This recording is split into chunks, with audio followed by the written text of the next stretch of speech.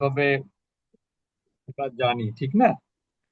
তো জি। আমরা আজকে পড়বো যে বিষয়গুলো গতানুগতিক পড়ার থেকে একটু ভিন্ন। সেটা হলো আমরা আজকে পড়বো যে মাক্কি এবং মাদানী যে সূরা, এই মাক্কি মাদানী সম্পর্কে জ্ঞান অর্জন করার গুরুত্ব কি। অর্থাৎ আমরা যদি জানতে পারি যে এই সূরাটা মাক্কি, এই সূরাটা মাদানী, তাহলে আমাদের সুবিধা কি কোরআন এই তাফসীর বা কোরআন পড়ার মধ্যে। আমরা প্রথমে যেটা বলবো সেটা হচ্ছে যে কোরআন মাজিদের বিশেষ করে তাফসীর করার সময় আপনার মাক্কি মাদানী সূরার জ্ঞান যদি আপনার মধ্যে থাকে, তাহলে এটা আপনার জন্য সহায়ক হয়। বিশেষ করে যে নাজিলের স্থান জানা থাকলে আয়াতের অর্থ অনুধাবন এবং সঠিক তাফসীর করা যায়। কোথায় সূরাটা নাজিল হয়েছে এটা যদি জানা যায়, তাহলে আশপাশের অবস্থা এগুলো কতটুকু সহজ বিবেচনায় করে। নিয়ে আপনার আয়াতের মর্মার্থ অনুধাবনও সহজ হয়, আবার তাফসীরটাও সহজ হয় করা। সুতরাং দুই আয়াতের অর্থে কোনো বৈপরীত্য দেখা দিলে তখন মুফাসসিরগণ মক্কি মাদানী এগুলো জানা থাকলে যে কোন আয়াতটা মানসুখ হবে, কোন আয়াতটা মানে থেকে যাবে, অক্ষত থাকবে। যেমন যদি এরকম হয় যে আল্লাহ রসুল মক্কা থেকে একটা কথা বলেছিলেন, মদিনায় গিয়ে ওটা চেঞ্জ করেছেন, তাহলে আল্লাহ রসুলের শেষের কথাটা কি হবে, গুরুত্ব পাবে। তো এরকম যদি কোনো আয়াতের ব্যাপারে মক্কে মাদানী যদি জানা থাকে, তাহলে কি হয়, সুবিধা হয়। তার মানে পরবর্তী যে আয়াত, অর্থাৎ মক্কার পরেই যে মদিনা, তো মদিনায় যদি কোনো আয়াত নাজিলের ব্যাপারে জানা যায়, তাহলে মাক্কি আয়াতটা মানসুখ হবে না মদানী আয়াত মানসুখ হবে? মানসুখ বোঝেন তো, রহিত হওয়া। কোনটা রহিত হবে? যেখানে অবতীর্ণ হয়েছে ওইটাই রইতে হবে, না না না, মদিনা। যেটা মাক্কিত পরে, মাক্কিত যেটা রহিত পরে হবে। হয়েছে সেইটা, সেইটা জি। থাকবে। আর মাদানিটা আগেরটা রহিত হতে পারে। যেমন ডাক্তারের প্রতিনিয়ত ট্রিটমেন্ট কি আপগ্রেড হচ্ছে না, তার জি। মানে কি ডাক্তার পেছনেরটা কি করে, বাতিল করে দেয়, আগে ট্রিটমেন্টটা করে না, নতুন ট্রিটমেন্ট করে। যেমন আমি আপনাদেরকে বলেছিলাম আমার দাঁতের ট্রিটমেন্টের ব্যাপারে, তো এরকম বিষয়টা যে আল্লাহ রসুল যে সূরার একটা বিধিবিধানের ব্যাপারে মাক্কি সূরা আছে, যেটা হিজরতের আগে নাজিল হয়েছে। আবার ওই একই বিষয়ে মাদানী সূরায় এই একই বিধান আছে, তখন রহিত হবে আপনার মাক্কি সূরার বিধান রহিত হবে। কারণ ওইটা মাদানীটা ছিল আপগ্রেডেড, ঠিক না? তো ওইটাই হচ্ছে যে আমরা যেটা বলছি যে মাক্কি মাদানী সূরা সম্পর্কে জ্ঞান থাকলে আপনি কোন আয়াত রহিত হতে পারে আর কোন আয়াত রহিতকারী হতে পারে, এটা জানতে কি হয়, সহজ হয়, জানার জন্য এটা জানতে সুবিধা হয়। এই জ্ঞানের মাধ্যমেই আল্লাহ তাআলার পথে দাওয়াত দানের পদ্ধতিও জানা যায়। কারণ প্রত্যেক স্থানের জন্য ভিন্ন ভিন্ন বাচন ভঙ্গি প্রয়োজন, ঠিক না? অবস্থার প্রেক্ষিতে আপনার কেমন, কোথায়, কিভাবে দাওয়াত দিবেন, এগুলো কিন্তু অবস্থার প্রেক্ষিতে মানুষ চিন্তা করে। যেমন এক জায়গায় গেলে যেখানে শিক্ষিত মানুষ, সেখানে দাওয়াতের পদ্ধতি একরকম হবে, আর যেখানে অশিক্ষিত মানুষ বেশি, সেখানে দাওয়াতের পদ্ধতি কি ভিন্ন হবে না? জি। হ্যাঁ, যারা শিক্ষিত তাদের অল্প কথায় আপনি বোঝাতে পারবেন, কিন্তু যারা অশিক্ষিত তাদেরকে বোঝাতে গেলে আপনাকে কি করতে হবে, চাক্ষুষ প্রমাণ ছাড়া তারা বিশ্বাস করবে না। তো এই জন্য এই মাক্কি এবং মাদানী সূরা জানলে এই উপকার রয়েছে। তৃতীয় যেটা উপকার সেটা হলো মাক্কি মাদানী আয়াতের জ্ঞান দ্বারা মহানবী সাল্লাল্লাহু আলাইহি সাল্লামের জীবন চরিত সম্পর্কে জানা যায়। কারণ নবী করিম সাল্লাল্লাহু আলাইহি সাল্লামের জীবনের বিভিন্ন পর্যায়, অর্থাৎ তিনি মক্কা বা মাক্কি মাদানী যুগে বিভিন্ন ঘটনার প্রেক্ষিতে কোরআনের আয়াত নাজিল হয়েছে। কোন আয়াত মাক্কি, কোন আয়াত মাদানী, তা জানতে হলে আপনাকে রসূলের সঠিক জীবন চরিত সম্পর্কে আপনাকে কি করতে হবে, জানতে হবে। বা আপনি যদি কোরআনের আয়াতের অর্থ যদি জানান, কোরআন যদি মর্মার্থ বুঝতে পারেন, তাহলে আপনি বুঝতে পারবেন যে রাসূলুল্লাহ সাল্লাম সঠিক জীবন চরিত আমরা এই মাক্কি মাদানির মাধ্যমে জানতে পারি। কারণ এই আয়াতটা নাজিল হয়েছে যে ঘটনার প্রেক্ষিতে, সেটা যদি মক্কায় যদি কোনো আয়াত নাজিল হয় কোনো ঘটনাকে কেন্দ্র করে, তাহলে আমরা কি ধরে নিব? সেটা কি মাদানী সূরা হবে না মাক্কি হবে? মাক্কি। মাক্কি হবে। ঠিক একইভাবে যদি আপনি রসুলের সাথে ঘটনা ঘটেছে এরকম মদিনার জীবনে কোনো ঘটনা, সেই ঘটনার প্রেক্ষিতে যদি কোনো আয়াত নাজিল হয়, তাহলে সেটা মাক্কি না মাদানী হবে? মাদানী হবে। তা আমরা এভাবেও কিন্তু আল্লাহ রসুলের জীবনও কিন্তু আমরা জানতে পারি, জীবনী, যে আয়াতের নাজিলের প্রেক্ষাপটের ভিত্তিতে আমরা কিন্তু বুঝতে পারি যে আল্লাহ রসুলের জীবনী এরকম ছিল, মক্কাতে মদিনায় ছিল এরকম। তো এই হচ্ছে মাক্কি এবং মাদানী সূরা জানলে আমাদের এই উপকার। এখন আমাদের খুবই খুবই গুরুত্বপূর্ণ যেটা, সেটা গতানুগতিক পড়ার থেকে একটু বাহিরে, সেটা হলো যে মাক্কি মাদানী নির্ণয়ের পদ্ধতি কিভাবে, মানে পদ্ধতিটা কি ছিল। মাক্কি মাদানী তো আমি আপনি নির্ধারণ করিনি, ঠিক না? আবার কোন কোন বর্ণনায় পাওয়া যায় যে আল্লাহ রসুলও কিন্তু মাক্কি মাদানীর নির্ধারণ করে যাননি যে এই সূরা মাক্কি এই সূরা মাদানী। কোন কোন বর্ণনা এরকম আছে। সুতরাং আমরা কিভাবে জেনেছি, বা আমাদের মাক্কি মাদানী নির্ণয়ের ক্ষেত্রে আহ আলেম ওলামারা কোন পদ্ধতির অনুসরণ করেছেন, এটা আমাদের জানা দরকার। তা প্রথমত এটা দুইটা পদ্ধতি। একটা হচ্ছে সামাই বা নাকলি। সামাই মানে কি? শ্রুত।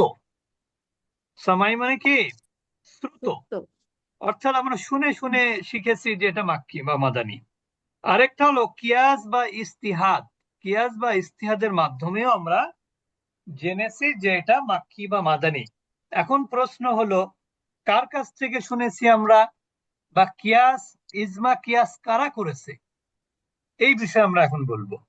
দেখেন, যে সকল সাহাবী ওহী নাজিলের যুগ পেয়েছেন, রসুলের সাহাবীরা ওহী নাজিলের যুগ যারা পেয়েছেন এবং ওহী নাজিলের সময়ে যারা উপস্থিত ছিলেন, সহি সনদের মাধ্যমে তাদের থেকে প্রাপ্ত বর্ণনা থেকে আমরা জানতে পারি যে এটা মাক্কি না মাদানী। তাহলে আমার কথা বুঝেছেন যে আল্লাহ রসুলকে যে সাহাবী পেয়েছেন যখন আল্লাহ রসুলের উপর ওহী নাজিল হতো সেই অবস্থায়, এরকম পেয়েছেন না অনেকে যে ওহী জি নাজিল হয়নি, রসুল এখনো পর্যন্ত নবুয়ত প্রাপ্ত হননি, এরকম সময়ে তো আল্লাহ রসুলের সাথে সাহাবীদের সাক্ষাৎ হয়েছে, ঠিক না?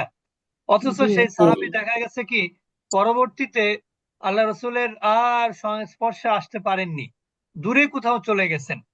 তো এই সাহাবী তো আর বলতে পারবেন না যে কোনটা মাক্কি কোনটা মাদানী, উনি তো আর বলতে পারবেন না। এই জন্য যে সকল সাহাবী ওহী নাজিলের যুগ পেয়েছেন এবং রসুলের সাথে উপস্থিত ছিলেন, এবং এই সমস্ত সাহাবীদের বর্ণনা, এই সমস্ত সাহাবীদের বর্ণনা, এই বর্ণনাটাকে কি বলা হয়? এই যে সাহাবীদের যে বর্ণনা, সাহাবীদের বর্ণনা যে পরম্পরা, এটাকে বলা হয় কি? সনদ। আমরা হাদিসের মধ্যে পড়েছি না, সনদ কাকে বলে? বর্ণনা পরম্পরা। যে আমি একটা কথা বললাম, আমি আরেকজনের রেফারেন্স দিলাম, সে আরেকজনের রেফারেন্স থেকে বলেছে, সে আরেকজনের, এই যে যে বর্ণনা পরম্পরা, বর্ণনাকারীর যে ধারাবাহিকতা, এগুলোকে কি বলে? সনদ। সনদ। আর মূল বক্তব্য হলো মাতান, মতন। বুঝেছেন? তাহলে আমরা আহ, মূল মক- মা- বক্তব্যটা কি? মতন মতন বা মাতান। মাতা। তা দেখেন, তাহলে আমরা প্রথম জানতে পারলাম যে কোন সূরা মাক্কি কোন সূরা মাদানী, এটা আমরা প্রথমে জেনেছি সাহাবীদের থেকে। অনুরূপ যে সকল তাবিঈ, তাবি কাদেরকে বলা হয়? যারা সাহাবীদের পরবর্তী, অর্থাৎ যারা রসুলকে দেখেননি কিন্তু সাহাবীদেরকে দেখেছেন, তারা হলেন কি? তাবিঈ। অর্থাৎ যে সকল তাবিঈ সাহাবীদের সাক্ষাৎ লাভ করেছেন এবং তাদের বর্ণনা দ্বারা তাদের নিকট থেকে তারা কি শুনেছেন? নাজেলের ধরন, নাজেলের স্থান এবং নাজেলের প্রেক্ষাপট, এই সমস্ত তারা জেনেছেন কাদের মাধ্যমে? সাহাবীদের মাধ্যমে। তার মানে এখানে একটু বোঝার বিষয়, কিন্তু আল্লাহ রসুলের ইন্তেকাল হয়ে গেছে, সাহাবীরা আছেন, সাহাবীদেরকে দেখেছেন, তাবিরা সাহাবীদের থেকে কোন আয়াতের নাজিলের কারণ, কোন আয়াত নাজিলের স্থান, কোন আয়াত নাজিলের প্রেক্ষাপট বা কারণ তাদের নিকট থেকে তারা কি করেছেন, জেনেছেন। ঠিক আছে? তাহলে এখন যদি কোন সূরা মক্কাতে নাজিল হয়, প্রেক্ষাপট ছিল মক্কার, এবং সাহাবীরাও কি বলেছেন মক্কায় এটা নাজিল হয়েছে, তাহলে সেই সূরাটা অবশ্যই সেটা মাক্কি হবে, ঠিক না? এইভাবে কিন্তু তাবিঈরা বা সাহাবীরা কি করেছেন, আয়াতের নাজিল মানে আয়াত নাজিল মাক্কি বা মাদানী এগুলো নির্ণয় করেছেন। বিশেষ করে মাক্কি মাদানী সম্পর্কে মানে অধিকাংশ যে বিষয় সেটা হলো এই পদ্ধতিরই অন্তর্ভুক্ত, অর্থাৎ আল্লাহ রসুলের সাহাবীরা বলেছেন এটা এই জায়গাতে মক্কায় নাজিল হয়েছিল, এই প্রেক্ষাপটে নাজিল হয়েছিল। এই কথাটা কারা জেনেছেন? তাবিরা। তাবিরা কিন্তু পরবর্তীতে কি করেছেন, তাফসির সংকলন করেছেন, সাহাবীরা তো আর করেননি, ঠিক না? সাহাবীরা কিন্তু কোরআনের আয়াত মুখস্থ করতেন, সাহাবীরা কোরআনের তাফসির জানতেন, কিন্তু তারা তো লিখে যাননি। আপনারা তো জানেন সাহাবীরা কিন্তু তাফসির লিখে যাননি। সাহাবীরা তাবিদেরকে বলেছেন যে এই সূরা এই মানে এইখানে নাজিল হয়েছে, এই প্রেক্ষাপটে নাজিল হয়েছে, তাবিরা তাদের কাছ থেকে জেনেছেন। তাবিরা পরবর্তীতে কি করেছেন সেটা লিখে রেখেছেন যে এই সূরা মাক্কি হবে, এই সূরা কি হবে, মাদানী মাদানি। হবে। তাফসির গ্রন্থ সমূহ এরও পর্যাপ্ত বর্ণনা পাওয়া যায় এই ব্যাপারে, যে এই ধরনের এইভাবেই কিন্তু কি করা হয়, মাক্কি মাদানী নির্ণয় করা হয়। রাসূলুল্লাহ সাল্লাল্লাহু আলাইহি সাল্লাম থেকে মাক্কি মাদানী সম্পর্কে কোনো বর্ণনা পাওয়া যায় না। আবারও বলছি, মাক্কি মাদানীর বিষয় রাসূলুল্লাহ বলে যাননি যে কোন সূরা মাক্কি কোন সূরা মাদানী। তাহলে কারা বলে গেছেন? সাহাবীরা। সূরার সূরা নাজিলের স্থান, সূরা নাজিলের প্রেক্ষাপট এইগুলো কাদেরকে বলে গেছেন? তাবিদেরকে। আর তাবিরা না ঠিক করেছে যে তাহলে এই সূরাটা কি হবে, মাক্কি হবে, আর এই সূরাটা মাদানী হবে। যদি কেউ বলে থাকে যে রাসূলুল্লাহ বলে গেছেন, তাহলে এটা ভুল কথা। রাসূলুল্লাহ কখনোই কোন সূরার ব্যাপারে বলে যাননি যে এটা মাক্কি বা এটা মাদানী। তাহলে এটা হচ্ছে শ্রুত বিষয়। এরপরে আমরা আসবো কিয়াস বা ইস্তিহাদের ভিত্তিতে মাক্কি মাদানী নির্ধারণ করা হয়েছে। ইস্তিহাদের ভিত্তিতে গবেষকগণ কি করেছেন, ইস্তিহাদের ভিত্তিতে মাক্কি মাদানী নির্ণয় করেছেন। যেমন মাক্কি সূরার কোনো আয়াতে মাদানী বৈশিষ্ট্য যদি পরিলক্ষিত হয়, অথবা তাতে কোনো মাদানী ঘটনা জড়িত, মানে মাদানীর কোনো ঘটনা যদি সেই সূরাতে থাকে, তাহলে সেটা মাক্কি বা মাক্কি ঘটনা। সেখানে যদি না থাকে, যদি মাদানী হয়ে থাকে, মাদানীর ঘটনা মদিনার ঘটনা যদি হয়ে থাকে, তাহলে সেটাকে তারা কি করেছেন, গবেষকরা এটাকে মাদানী সূরা বলেছেন। বিষয়টা আবারও বলছি যে এটা তো পরবর্তী যুগ, অর্থাৎ তাবিদের যুগ। তাবিদের যুগে যারা গবেষক ছিলেন, কোরআন নিয়ে গবেষণা করতেন, তারা কি করেছেন যে কোন আয়াতের মধ্যে মাদানী বৈশিষ্ট্য, যেমন কিছু কথা আছে যেটা, যেমন আল্লাহ রসুলের ব্যাপারে যদি কেউ বলে যে আল্লাহ রসুল আল্লাহ রসুল কি করেছেন, পরাগায়নে নিষেধ করেছেন, তাহলে আমরা অবশ্যই বুঝে নিতে হবে যে পরাগায়ন কোথায় হয়েছে, খেজুর গাছের, মক্কায় না, কোথায় হয়েছে, মদিনায়। মদিনাতে। তারপরে এরকম কিছু ঘটনা আছে যেটা আল্লাহ রসুল মক্কায় করেননি, কোথায় করেছেন, মদিনায় ঘটে গেছে তার জীবনে। এই সমস্ত ঘটনাকে কেন্দ্র করে, এই সমস্ত ঘটনা গবেষণা করে তারা নির্ধারণ করেছেন যে এটা মাক্কি বা মাদানী। বুঝতে পেরেছেন? অর্থাৎ কোন সূরার মধ্যে যদি মাক্কি বৈশিষ্ট্য থাকে, তাহলে সেটাকে তিনি মাক্কি বলেছেন। কোন সূরার মধ্যে যদি মাক্কি ঘটনা দেখতে পান, যে এই ঘটনা তো মক্কায় ঘটেছিল, তাহলে সেই গবেষকরা কি বলেছেন, যেটা মাক্কি। বুঝতে পেরেছেন আমার কথা? তাহলে দুইটা পদ্ধতি, একটা হলো সরাসরি সাহাবীদের থেকে কারা শুনেছেন, তাবিরা। আবি। আরেকটা হলো তাবিরা কি করেছেন, গবেষণা করেছেন যে এই সূরাটা আসলে মাক্কি না মাদানী নাম দিব। সেই ক্ষেত্রে তারা খেয়াল করেছেন যে যে সূরার মধ্যে মাক্কি বৈশিষ্ট্য রয়েছে, মাক্কি কোনো ঘটনা রয়েছে, সেই সূরাকে তারা কি বলেছেন? মাক্কি সূরা বলেছেন। আবার যে সূরার মধ্যে মাদানির বৈশিষ্ট্য রয়েছে এবং মাদানির কোনো ঘটনা ঘটেছে, মদিনার কোনো ঘটনা ঘটেছে, সেই সূরাটাকে তারা কি বলেছেন? মাদানী মাদানী সূরা। মাদানি সূরা বলেছেন। বুঝতে পেরেছেন? এটা সহজ জি। পদ্ধতি। এখন আমরা যাব যে মাক্কি মাদানির সংজ্ঞায় আলেমরা তিনটা পরিভাষা ব্যবহার করেছেন। মাক্কি মাদানির সংজ্ঞায় আলেমগারা তিনটা পরিভাষা নির্ধারণ করেছেন। তার মধ্যে একটা হচ্ছে নাজিল কালের প্রেক্ষিতে মাক্কি মাদানি। নাজিল কাল মানে কখন নাজিল হয়েছে তার প্রেক্ষিতে মাক্কি মাদানি, প্রথম বৈশিষ্ট্য। অর্থাৎ হিজরতের পূর্বে যা নাজিল হয়েছে তা হলো মাক্কি, যদিও তা মক্কার বাহিরেও নাজিল হতে পারে। যেমন আল্লাহ রসুল হিজরত করেননি, কিন্তু আল্লাহ রসুল কি মক্কায় সারা জীবন মক্কায় পড়েছিলেন নাকি মক্কার এদিক ওদিক ঘোরাঘুরি করেছেন?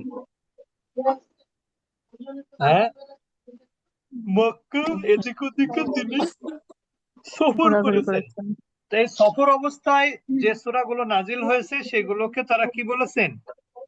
সেগুলোকে মাক্কি তারা সূরা। মাক্কি বলেছেন। আর হিজরতের পরে যা নাজিল হয়েছে সেগুলো মাদানী, যদিও তা মদিনার বাহিরে অবতীর্ণ হয় তবুও সেটা মাদানী। সুতরাং আমরা এটা বলতে পারি যে নাজিলের স্থান অনুযায়ী মাক্কি মাদানী নির্ধারণ করা হয়ে থাকে। যেমন কোরআনের একটা আয়াত আপনারা জানেন, ইন্নাল্লাহা ইয়া'মুরুকুম আন তুআদ্দুল আমানাতি ইলা আহলিহা। এখানে আমানত তার হকদারকে কি করতে হবে? ফিরিয়ে দিতে হবে। আমানতের হকদার যারা তাদেরকে কি করতে হবে? সেটা ফিরিয়ে দিতে হবে। এটা কে নির্দেশ দিয়েছেন? আল্লাহ সুবহানাহু ওয়া তাআলা নির্দেশ দিয়েছেন। তা হিজরতের পরে নাজিল হওয়ার কারণে আলিমগণ এই আয়াতকে কি বলেছেন? মাদানী বলেছেন। হিজরতের পরে নাজিল হওয়ার কারণে এই আয়াতকে আলিমগণ মাদানী বলেছেন। তারপরে আপনারা আপনাদের খুবই পরিচিত আয়াত, আল ইয়াউমা আকমালতু লাকুম দীনাকুম ওয়া আতমামতু আলাইকুম নি'মাতি ওয়া রাদিতু লাকুমুল ইসলাম দীনা। এটা হচ্ছে আরাফার ময়দানে জুমার দিনে বিদায় হজের সময় এই আয়াতটি নাজিল হয়।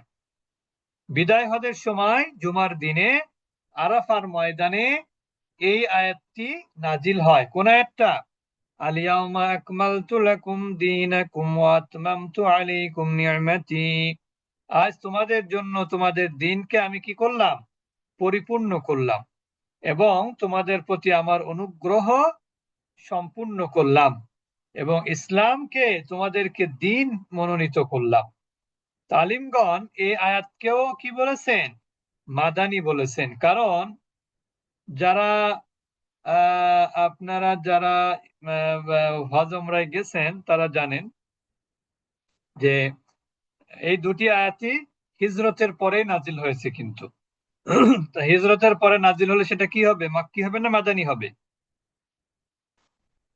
মাদানী হবে। আর বিদায় হজের ভাষণ কোথায় হয়েছিল? হুম, মক্কায়। মক্কায়। আরাফ আরাফা, আরাফার আরাফাত ময়দানে। আরাফার ময়দান কি আরাফাতের ময়দান। মক্কায় না মদিনায়? মক্কা। মক্কায়। মক্কা। তাহলে মক্কায়। দেখেন এখানে নিয়ম ঠিক আছে যে বলা হয়েছে যে হিজরতের পরে যদি কোনো আয়াত বা সূরা নাজিল হয় তাহলে সেটা কি হবে? মাদানী হবে। হতে পারে যে আল্লাহ রসুল তখন মক্কায় ছিলেন বা অন্য মদিনায় ছিলেন না, মদিনার বাহিরে কোথাও ছিলেন, সেই অবস্থাতেও সেগুলো কি হবে? মাদানী সূরা হিসেবে চিহ্নিত হবে। এরপর 2 নাম্বার হচ্ছে মক্কা মুআজ্জামা এবং তার আশপাশ এলাকায় যা নাজিল হয়েছে তাকে কি বলা হয়? মাক্কি বলা হয়। যেমন মিনা, হিজরতের আগের কথা কিন্তু, হিজরতের পরে না। আরাফা, হুদাইবিয়া, এই সমস্ত জায়গাতে যে সূরাগুলো নাজিল হয়েছে সেগুলো হচ্ছে মাক্কি। সুতরাং মদিনা এবং তার পার্শ্ববর্তী এলাকায় যা নাজিল হয়েছে তাকে মাদানী বলা হয়। আর যেমন উহুদ, কুবা, সালা, বদর, এগুলো সব কোথায়? মদিনার দিকে। বুঝতে পেরেছেন? তৃতীয় যেটা, সেটা হলো যাতে মক্কাবাসীদেরকে সম্বোধন করা হয়েছে সেটা হলো কি মাক্কি, আর যাতে মদিনাবাসীদেরকে সম্বোধন করা হয়েছে সেটা হলো মাদানী সূরা। এই সংজ্ঞার ভিত্তিতে বলা হয় যে যে সকল আয়াতে ইয়া আইয়ুহান নাস এই কথা বলে সম্বোধন করা হয়েছে সেটা হলো মাক্কি, আর ইয়া আইয়ুহাল্লাযীনা আমানু যেখানে সম্বোধন করা হয়েছে সেটা কি মাদানী। কারণ মক্কার লোকরা আল্লাহ রসুলকে বেশি ভালোভাবে নিয়েছিল না মদিনাবাসী নিয়েছিল ভালোভাবে? মদিনাবাসী ভালোভাবে নিয়েছিল। মদিনাবাসী, এই জন্য আল্লাহ মদিনাবাসীরা বেশি বেশি ঈমান এনেছে আল্লাহ রসুলের উপর তুলনামূলক।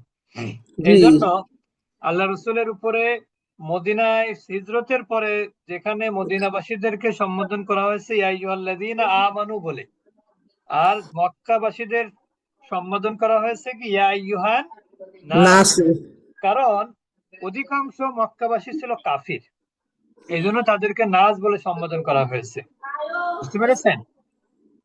তবে অন্যান্য গণও এই সম্বোধনের আওতাভুক্ত ছিলেন, তারা ঈমান আনলেও অধিকাংশ মদিনাবাসী ছিলেন ঈমানদার, এই জন্য তাদেরকে এই মদিনার যে মাদানী সূরাগুলোতে ইয়া আইয়ুহাল্লাযীনা আমানু এই সম্বোধন করা হয়েছে। বুঝতে পেরেছেন? কোন কোন আলেম বলেছেন ইয়া বানি আদামা, ভালো করে খেয়াল করি, ইয়া বানি আদামা এইভাবে যে সূরার মধ্যে খেতাব করা হয়েছে বা কাউকে সম্বোধন করা হয়েছে তাকেও মাক্কি বলে অভিহিত করা হয়েছে। ইয়া বানি আদম, হে বনি আদম। এই যে সমস্ত সূরার মধ্যে বনি আদম, ইয়া আইয়ুহান নাস এই সকল সম্বোধন যে সূরার মধ্যে করা হয়েছে সেগুলো কি মাক্কি। আর যে সূরার মধ্যে আইয়ুহাল্লাযীনা আমানু বলা হয়েছে সেগুলো কি মাদানী। বুঝতে পেরেছেন? তা আমাদের পরবর্তী তাজবিদের ক্লাসে টাইম হয়ে গেছে, আমাদের আরো কিছু বৈশিষ্ট্য আছে যেগুলো আমাদের জানতে হবে, বেশি গুরুত্বপূর্ণ আছে। যেমন সূরার শুরুতে কাল্লা থাকবে, ওই যে আমাদের যে হরফে ওইটা কি বলে হরফে মুকাত্তাআত যে সমস্ত সূরা তাহাজ্জি বলে সেগুলো কি মাক্কি সূরা। এগুলো ইনশাল্লাহ আমরা আগামী ক্লাসে আগামী সপ্তাহে বলবো, আমরা শুনবো ইনশাল্লাহ। আর আমাদের এই উলুমুল কোরআন যে বইটা আমরা আপনাদেরকে প্রথম দিকে দিয়েছিলাম